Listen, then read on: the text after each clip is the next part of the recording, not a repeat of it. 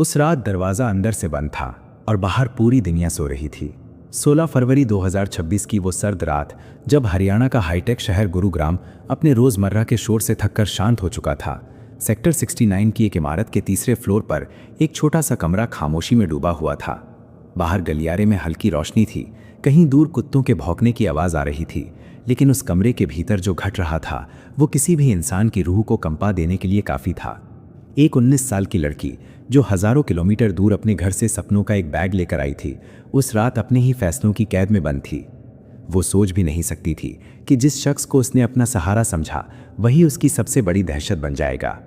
त्रिपुरा की शांत वादियों से आई वो लड़की बचपन से होनहार थी। उसकी माँ पुलिस विभाग में अधिकारी थीं। अनुशासन, आत्मनिर्भरता और साहस उसके घर की बुनियादी सीख थी। माँ चाहती थी कि उनकी बेटी पढ़ लिख कर अपने पैरों पर खड़ी हो, अपने सपनों को आकार दे। इसी उम्मीद के साथ उसे गुरुग्राम भेजा गया, जहां उसने जीडी गोयनका यूनिवर्सिटी में बीएससी बायोटेक में दाखिला लिया। शुरुआत सुंदर थी। नया शहर, नई पढ़ाई, नए लोग, कॉलेज का कैंपस, लैब की खुशबू, लाइब्रेरी की खामोशी, सब कुछ उसे भविष्य की ओर बढ़ता हुआ महसूस कराता था। लेकिन शाम ढलके ही पीजी के कमरे की चार दीवारी में एक खालीपन उतर आता। माँ की आवाज़, घर का खाना, अपने लोगों की मौजूदगी, सब कुछ बहुत दूर था। सितंबर 2025 में इसी अकेलेपन ने उसे एक डिजिटल दुनिया की ओर धकेला। उसने एक ऑनलाइन डेटिंग ऐप डाउनलोड किया, बस नए दोस्त बनाने के लिए। वहीं उसकी मुलाकात हुई शिवम से। दिल्ली के नरेला का रहने वाला शिवम, बातों में तेज, शब्दों में मिठास, वादों में गहराई। शुरुआत चैट से हुई, फिर कॉल्स, फिर वीडियो कॉल्स। धीरे धीरे उसने लड़की की दिनचर्या, उसकी पसंद, उसके डर, उसके सपनों, सब कुछ जान लिया। वो उसे समझता हुआ प्रतीत होता था। वो कहता, तुम अकेली नहीं हो, मैं हूं। और यही वाक्य उस लड़की के दिल में जगह बना गया। सितंबर के आखिरी हफ्ते में वे पहली बार नरेला में मिले। आमने सामने बैठकर सपनों की बातें हुई, शादी के वादे हुए, भविष्य की योजनाएं बनी। लड़की को लगा यही है वो इंसान जिसके साथ वो अपनी दुनिया बसाएगी। धीरे धीरे मुलाकातें बढ़ीं, नज़दीकियां भी। फिर एक दिन उन्होंने साथ रहने का फैसला कर लिया। सेक्टर 33, फिर ग्लोबल हाइट धुनेला और आखिरकार 13 फरवरी 2026 को सेक्टर 69 के एक पीजी में शिफ्ट हुए। कमरा शिवम के नाम पर था। शुरुआती दिनों में सब सामान्य दिखता रहा, लेकिन जनवरी 2026 आते आते शिवम का व्यवहार बदलने लगा। शक, सवाल, फ़ोन चेक करना, दोस्तों पर टिप्पणी और फिर गुस्सा। पहली बार जब उसने आक्रामक व्यवहार किया, लड़की स्तब्ध रह गई।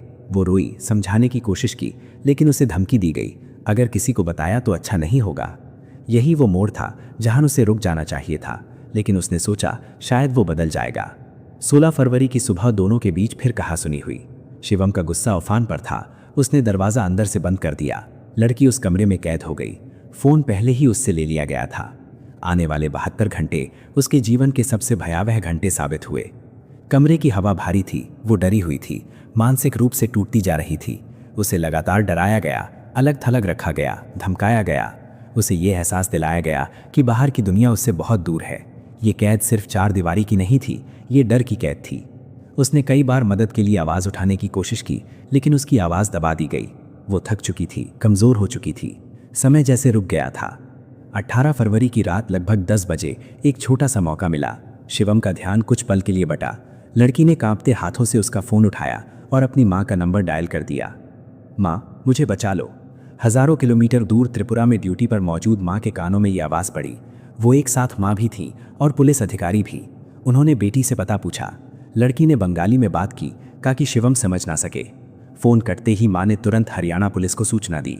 डायल 112 पर कॉल गया, लोकेशन साझा की गई। गुरुग्राम पुलिस की टीम सेक्टर 69 के उस पीजी पर पहुंची। दरवाज़ा खुलवाया गया। अंदर का दृश्य भयावह था। कमरा अस्त व्यस्त, एक कोने में लड़की कमज़ोर अवस्था में पड़ी हुई। उसे तुरंत अस्पताल ले जाया गया। पहले गुरुग्राम के सेक्टर 10 अस्पताल, फिर गंभीर स्थिति के चलते दिल्ली के सफदरजंग अस्पताल रेफर किया गया। वहां उसे आईसीयू में भर्ती किया गया। उधर शिवम को मौके से गिरफ्तार कर लिया गया। पूछताछ में पहले वो बहाने बनाता रहा, लेकिन डिजिटल साक्ष्यों और परिस्थितिजन्य तथ्यों के आधार पर मामला दर्ज हुआ। उसे न्यायिक हिरासत में भेज दिया गया। ये मामला सिर्फ एक अपराध की कहानी नहीं है, ये भरोसे, अकेलेपन और डिजिटल युग की जटिलताओं की कहानी है। आज वो लड़की उपचाराधीन है। उसके शारीरिक घाव समय के साथ भर सकते हैं, लेकिन मानसिक आघात वो लंबी लड़ाई है। ये कहानी हमें सिखाती है कि किसी भी रिश्ते में पहला अपमान, पहली धमकी, पहला डर एक चेतावनी है। प्यार कभी नियंत्रण नहीं होता, प्यार कभी कैद नहीं करता।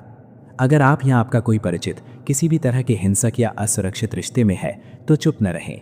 112 या 181 जैसे हेल्पलाइन नंबर जीवन बचा सकते हैं। दोस्तों, ऐसी कहानियां सिर्फ खबर नहीं होती, ये समाज का आईना होती है।